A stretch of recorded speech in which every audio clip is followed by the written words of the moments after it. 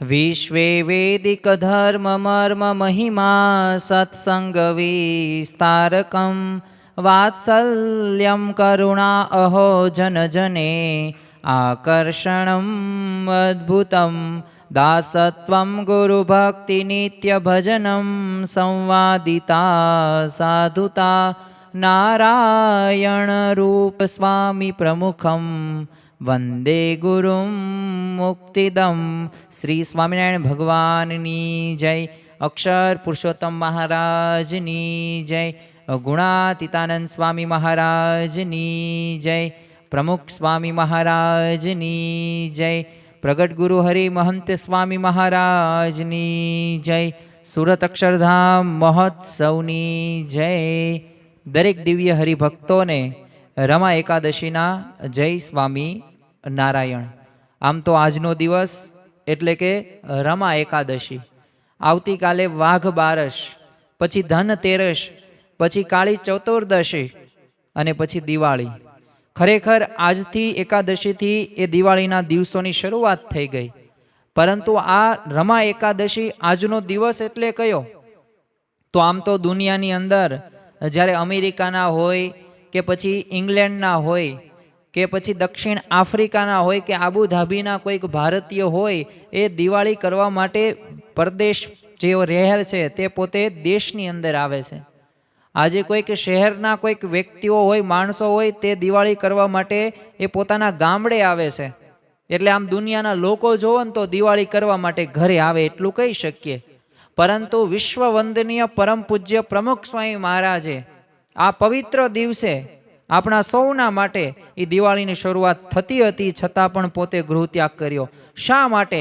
એમનામાં એક હૃદયની એક ભાવના સમાયેલી હતી, બીજાના ભલામાં આપણું ભલું, બીજાના સુખમાં આપણું સુખ, બીજાના ઉત્કર્ષમાં આપણો ઉત્કર્ષ. જો આ ભાવના સાથે તેઓ જીવ્યા છે અને આપણને પણ અનુભવ થયેલો છે.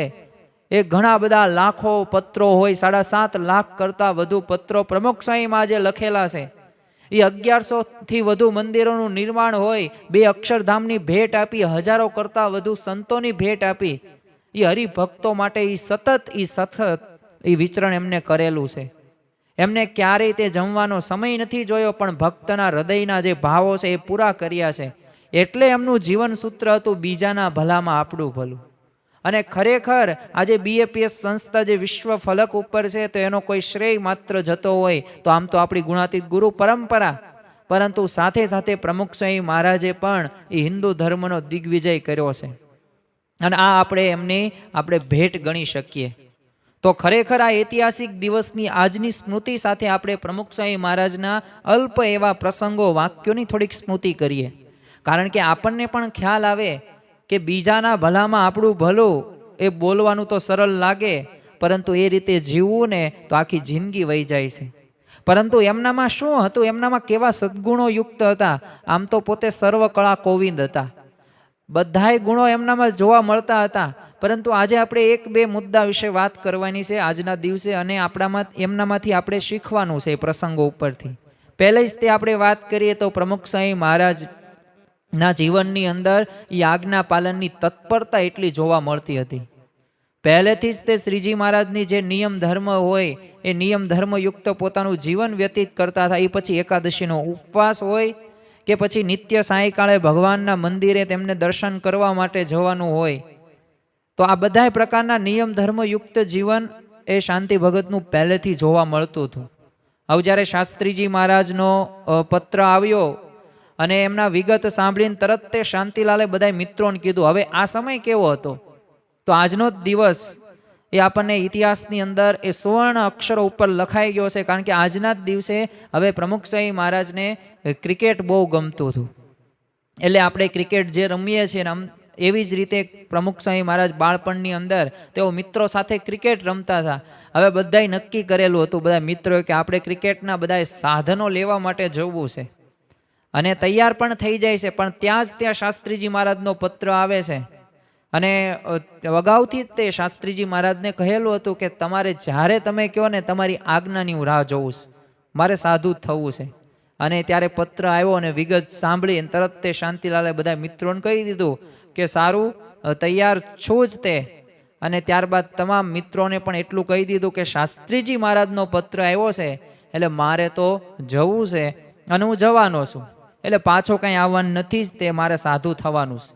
માટે તમે બધા તમારું કામ જે કરજો, સાધન લેવા જવાની વ્યવસ્થા બધી ગોઠવજો. હું તો શાસ્ત્રીજી મહારાજને રાજી કરવા માટે જઉં છું, તેમની આજ્ઞાનું પાલન કરું છું. જો આ વિચાર એમના હૃદયની અંદર આત્મસાત થયેલો હતો. એમ સાચો ભક્ત હોય એ ભગવાન અને સંત જે વખતે જે આજ્ઞા કરે ને એ તત્કાળ પાળવા માટે તત્પર બને છે. આ પ્રમુખ સ્વામી મહારાજના આ પ્રસંગ ઉપરથી આપણને ખ્યાલ આવે. અને આજના દિવસે એમને આપણને સૌ કોઈને એક ઉદ્દેશીને જો આ એક ચરિત્ર એમને કરેલું છે કે આજ્ઞાનું જ્યારે તમને પાલન કરવાનું કહે ત્યારે તમારે કોઈ તર્ક કે બુદ્ધિ એવી રીતે વિચારવાનું નથી. શ્રીજી મહારાજ વચરામૃત સારંગપુરના બીજા વચરામૃતની અંદર વાત કરતા કહે છે કે પરમેશ્વર તથા મોટા સંત તે પોતાને કોઈ વચન યોગ્ય કહે અથવા અયોગ્ય કહે ત્યારે તે વચનને તત્કાળ સ્નેહ સહિત માનવું. પણ જો આ ભગવાન અને સંત તો ક્યારેય અયોગ્ય વચન કહેતા જ નથી. આવી વચનમાં તોય તે આપણને શંકા રહેશે. મહંત સ્વામી મહારાજ આપણને પ્રાપ્તિનો વિચાર કરવાનું કહે છે.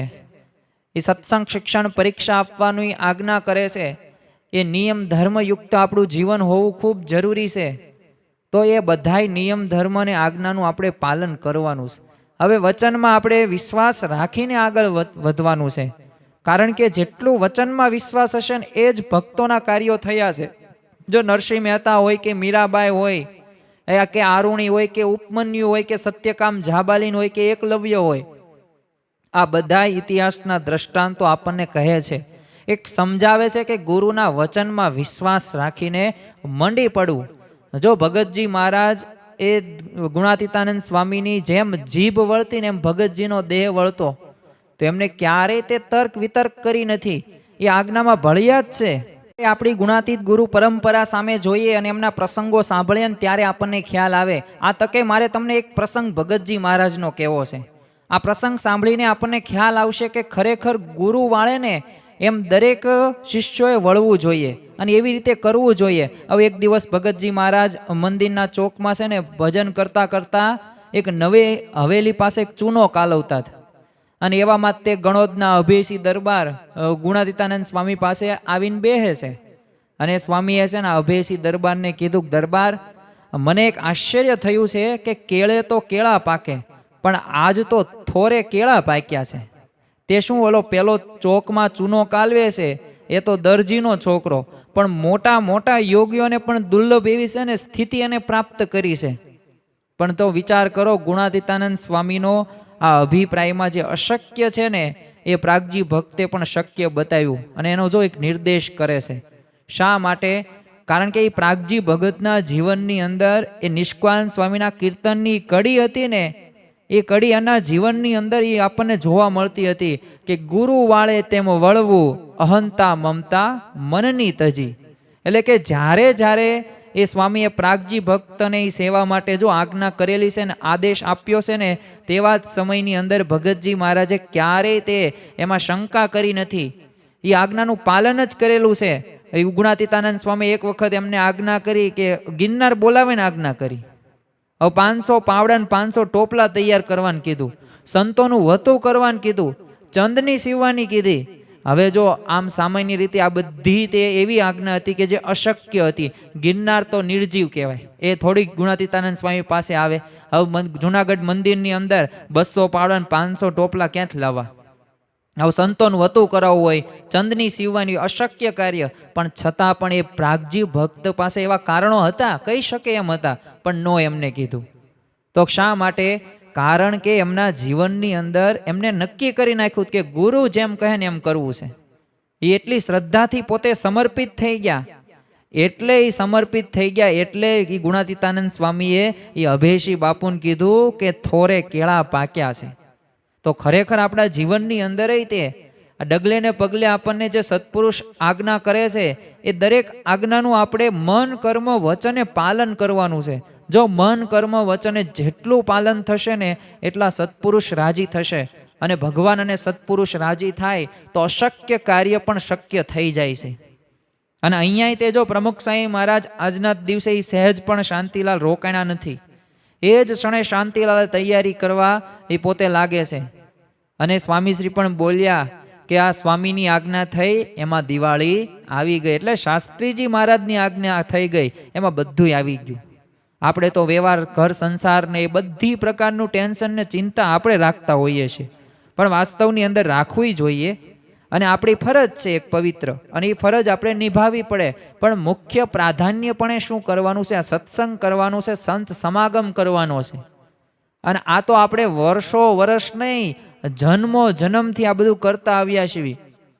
કારણ કે સ્વામિનારાયણ ભગવાને જ વચનામૃતની અંદર કીધું છે કે આ જેટલો તમને દરિયાની અંદર જેટલું પાણી દેખાય છે ને એટલું આ એક જીવે એ માતાનું ધાવણ પીધેલું છે. આપણે એટલા બધા જન્મો લીધેલા છે. તો હવે આ જન્મે તો આપણે એકાંતિક ધર્મ સિદ્ધ કરીને એ આપણે આપણું આત્યંતિક કલ્યાણ કરવું છે ને એવી આપણે અપેક્ષા રાખી શકીએ. અને એવી અપેક્ષા રાખીશું તો એ ધ્યેય સુધી આપણે પહોંચી પણ જશું. બીજું એક પ્રમુખ સાંઈ મહારાજના જીવનની અંદર આજના દિવસે એમના મનની અંદર વિચાર હતો ગુરુને રાજી કરવા. જો અખંડ સુખી રહેવાના 6 વિચારો શ્રીજી મહારાજે આપ્યા, એમાં એક રાજીપાનો વિચાર એ મહત્વનો છે. કેમ, શા માટે? કારણ કે કોઈ પણ કાર્ય કરીએ તો એમાં આપણે રાજીપો જો આપણે ગુરુ અને સંત સત્પુરુષનો એટલે કે ભગવાનનો હોય તો એમાં બધું આવી જાય. હું સામે ક્રોધ કરું છું સામે વ્યક્તિ પ્રત્યે, તો શું મારા ગુરુ ભગવાનને ગમશે? ગુરુ નથી ગમતું, મહંત સ્વામીને નથી ગમતું, તો આપણાથી ક્રોધ કરાય? ન કરાય. આપણે અયોગ્ય અપ્રામાણિકતા દાખવીએ તો શું આમાં સત્પુરુષ રાજી થશે? નહીં થાય. તો એ અપ્રામાણિક ભર્યું કામ આપણાથી ન કરાય. જો આ ભાવના રહીને આ રાજીપો આપણે 3 રીતે કરવાનો છે વિચાર. એક તો ક્રિયા પૂર્વે કરવાનો છે, ક્રિયા દરમિયાન કરવાનો છે, અને ક્રિયા પછી પણ કરી શકાય. આ 3 રીતે કરીએ ને તો ભગવાન આપણી ભેળા ભળે છે અને કાર્ય પણ સારી રીતે થઈ શકે છે. એમ પ્રમુખ સાંઈ મહારાજે જો ગુરુને રાજી કરવાની એમને દ્રઢતા હતી. કોઈ પણ કાર્ય હોય ને દ્રઢતા વગર થતું જ નથી. વિચાર આવે પણ વિચારને તમે એક્શનમાં ન લો, ક્રિયામાં ન લો, તો પછી કોઈ કાર્ય સફળ ન થઈ શકે. મહંત સ્વામી મહારાજ પણ 234માં શ્લોકની અંદર સત્સંગ દીક્ષામાં કહે છે કે લક્ષ્ય પયક્ષ કે માત્રમ સ્યાદ ગુરુ હરિ પ્રસન્નતામ. એટલે કે તેઓનું એકમાત્ર લક્ષ્ય હતું શાસ્ત્રીજી મહારાજની પ્રસન્નતા હતી. બસ આવી એક જ લક્ષ્ય આપણે મહંત સ્વામી મહારાજને રાજી કરવા છે ને આ રાખવાનું છે. એમ આપણે તે ભગવાન અને સંતની આપણને પ્રાપ્તિ થઈ છે. કેવો આપણને લાભ થયો છે, જો આ પ્રાપ્તિનો આપણે વિચાર કરવાનો છે. આમનામાં રહેલી એ સચ્ચાઈ હોય, એમનું સ્વરૂપ હોય, એ આપણે કૃતાર્થપણું આપણે અનુભવવાનું છે. અને ખરેખર આ જ વર્ણન કરતા એક કવિએ કીધું છે, નાવ મિલી જીસકો જલ અંદર, બાહુ સે નીર તરે ન તરે, પારસમણી જીસકે ઘર માહી, શોધન સંચ કરે ન કરે, સૂરજ કો પ્રકાશ ભયો જબ, દીપકી જ્યોતિ કરે ન કરે, નાવ મિલી જીસકો જલ અંદર, બાહુ સે નીર તરે ન તરે.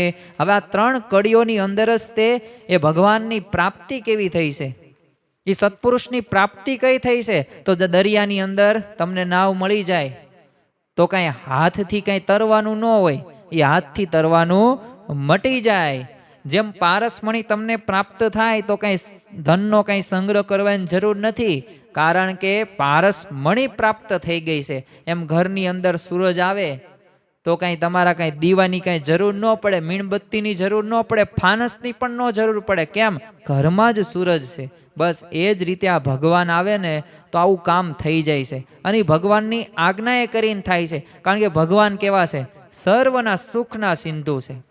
એ સર્વે સમર્થ છે, સર્વ કરતા હરતા છે, સર્વ શક્તિમાન છે. તો ખરેખર આપણે આવા વિચાર સાથે એ તમામ પ્રકારની સમૃદ્ધિ હોય કે સુખ હોય કે શાંતિ હોય કે સદગુણ હોય કે મોક્ષ હોય, એ કોઈ પણ આપણને ઈચ્છિત હોય ને એ તમામનું જો તમે મૂળ કોઈ કહી શકો ને તો ભગવાન અને સંત છે. એટલે તમે એને રાજી કરી નાખ્યા, એ સત્પુરુષ અને ભગવાનને તો બધું આવી ગયું.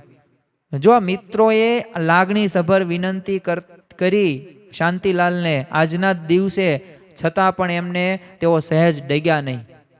અને જો ડગવું ન જોઈએ, આજ્ઞા એક વખત દ્રઢતા થઈ ગઈ એટલે પછી એમાં પાછી પાની કરાય નહીં. એમ આપણને એક સત્પુરુષ જે વચનો કહે છે, જે આજ્ઞા કહે છે, એ દરેક આજ્ઞાનું આપણે અક્ષરશ પાલન કરવાનું, મન કર્મ વચને પાલન કરવાનું, અને એવી દ્રઢતા રાખવાની છે કે એમાં ભગવાન અને સત્પુરુષ રાજી થાય. બીજો આપણે એક આમાં મુદ્દો જ જોઈએ, એમ ગૃહત્યાગ જ્યારે કર્યો આજે, ત્યારે એમના જીવનની અંદર કેટલી સહજતા હતી ગૃહત્યાગની. આમ તો છે ને સામાન્ય કોઈક બાળકને હવે 1 મહિનાથી એક રમકડા રમતો હોય ને, અને પછી તમે રમકડું લઈ લો, અરે અમુક તો 5 મિનિટ સુધી કોઈક વસ્તુ એને રમકડું રમવા દો, પછી લઈ લો ને તો રોવે, પોતે જમે નહીં.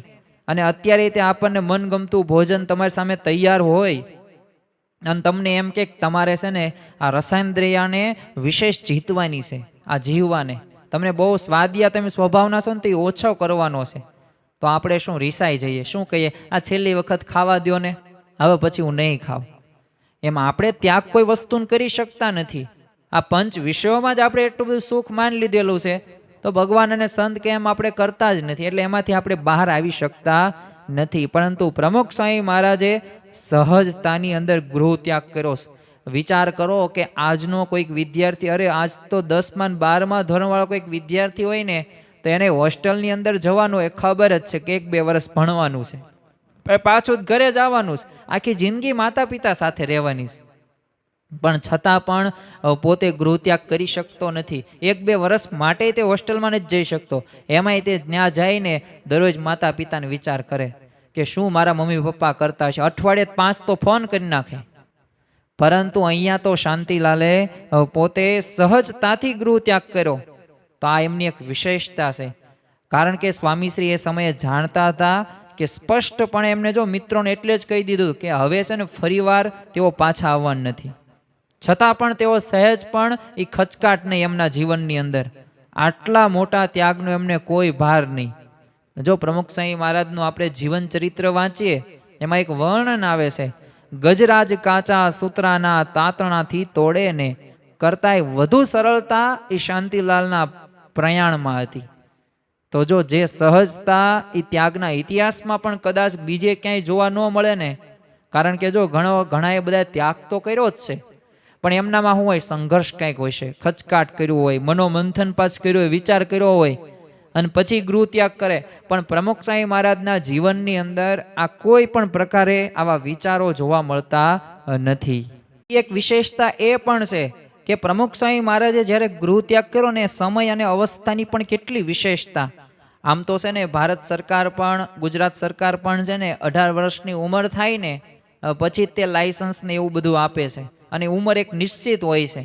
એટલે એમનામાં તે કોઈક ગમે તેવો સારો બિઝનેસમેન હોય ને, તો એના પિતાય બિઝનેસમેન હોય તો એને 30, 35, 40 વર્ષની ઉંમર થાય તો ત્યારે એને નિર્ણયો કરવા જ દે, એને ત્યારે CEO બનાવે, મુખ્ય અધિકારી બનાવે છે. એમનામ કાંઈ નથી. પણ જો તમે અવસ્થાની વિશેષતા શું, તો ત્યારે પ્રમુખ સ્વામી મહારાજની ભર યુવાની હતી, 18 વર્ષની ખાલી ઉંમર. આમ સામાન્ય છે ને 18 વર્ષના ઉંમરનો તમે યુવાન અત્યારે તમે જોવો ને, ગમે તે આમ જીવનની અંદર રમત ગમત હોય, મિત્રો હોય, પછી ગેમ્સ હોય, એના જીવનની અંદર પિક્ચર્સ, મૂવી, હરવું ફરવું, બધું આ જ હોય, એની પ્રાધાનતા જોવા મળે છે. પરંતુ સ્વામીશ્રી આ ઉંમરે એ મિત્રો અને એમની પ્રિય રમત જે ક્રિકેટ હતો ને, એને ત્યાગ કરી દીધો, સહજતાથી ત્યાગ કરી દીધો. તો આના ઉપરથી પ્રતીતિ થાય આપણને કે પહેલેથી છે ને પ્રમુખ સ્વામી મહારાજના અંતરમાં એ જગત જ નહોતું, અને એટલે જ આ થઈ શકે. અને સાથે પાછો દિવાળીનો સમય. હવે તમે જો આ સમયની અંદર આપણને કામ કરવું ન ગમે, આપણને મિત્રો સાથે ફરવા જવાનું, ફટાકડા ખરીદવાનું, મીઠાઈઓ ખાવાનું, આવું જ મન થાય. બેસવા જવાનું મન થાય, ઘરે લોકો રોકાવાનું મન થાય, મામા માસી કાકા કાકી આ બધાને ઘરે, અને કુટુંબીજનો ભેગા જ કેમ વધુ થાય, અને પ્રોગ્રામને જલસા જ આપણે કરતા હોય. પરંતુ આ સમયે સ્વામીશ્રીએ ઘર અને પરિવારનો ત્યાગ કર્યો છે. એટલે તમે જો આ સમય તો જુઓ, આ સમયે લોકો આનંદ પ્રમાદ એ કરે, અને આ સમયે ગૃહ ત્યાગ કર્યો. કેમ? બીજાના ભલામાં આપણું ભલું.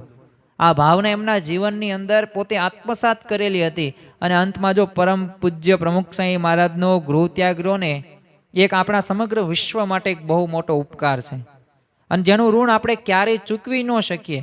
કેવી રીતે ઉપકાર છે ને, એટલે ખરેખર એ આપણે જ્યારે એમના જીવન ચરિત્રોના પ્રસંગો આ જોઈએ ને, ત્યારે આપણને ખ્યાલ આવે. અત્યારે આપણે પ્રસંગોની વાત નથી કરતા, પરંતુ એમના કાર્યો દ્વારા, એમનામાં રહેલા સદ્ગુણો દ્વારા અને એમને જે હરિભક્તોની જે મુલાકાતો હોય, પત્ર વ્યવહાર હોય, દરેક પ્રશ્નો સાંભળ્યા છે.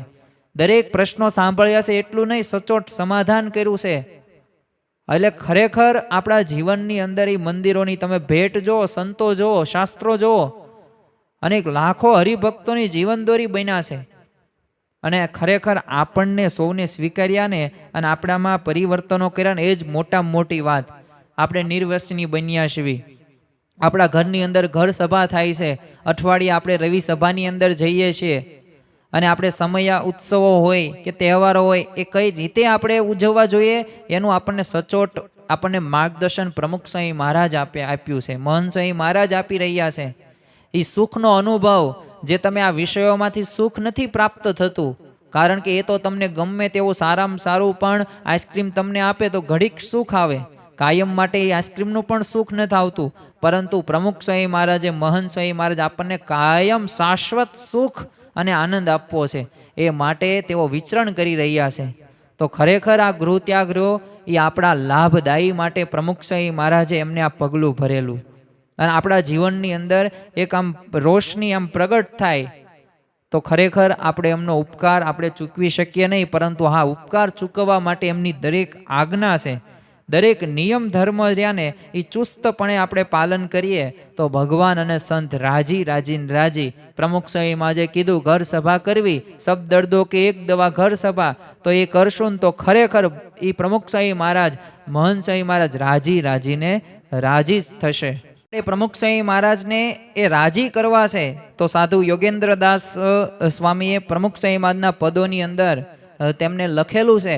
બસ આ કીર્તનને આપણે આત્મસાત કરવાનો પ્રયત્ન કરીને દરરોજ વિચારીશું ને તો એ પ્રમુખ સ્વામી મહારાજ રાજી રાજીને રાજી જ છે. તો સાધુ યોગેન્દ્રદાસ એ પ્રમુખ સ્વામી મહારાજના પદોની અંદર એ શું કહે છે? આપ રીજો એમ રાજી રાજી, હું તો આપ રીજો એમ રાજી. આપ વચનમાં વહેતું જીવન, આપ વચનમાં વહેતું જીવન, માંડું ભવની બાજી, માંડું ભવની બાજી રે, હું તો આપ રીજો એમ રાજી. એટલે ભગવાનના વચનમાં વિશ્વાસ રાખીને, સત્પુરુષના વચનમાં વિશ્વાસ રાખીને એ આપણે દરેક પ્રકારના નિયમ ધર્મયુક્ત આપણું જીવન બને અને આજ્ઞાનું આપણે પાલન કરી શકીએ, એ જ આજના દિવસે પ્રાર્થના. શ્રી સ્વામિનારાયણ ભગવાનની જય.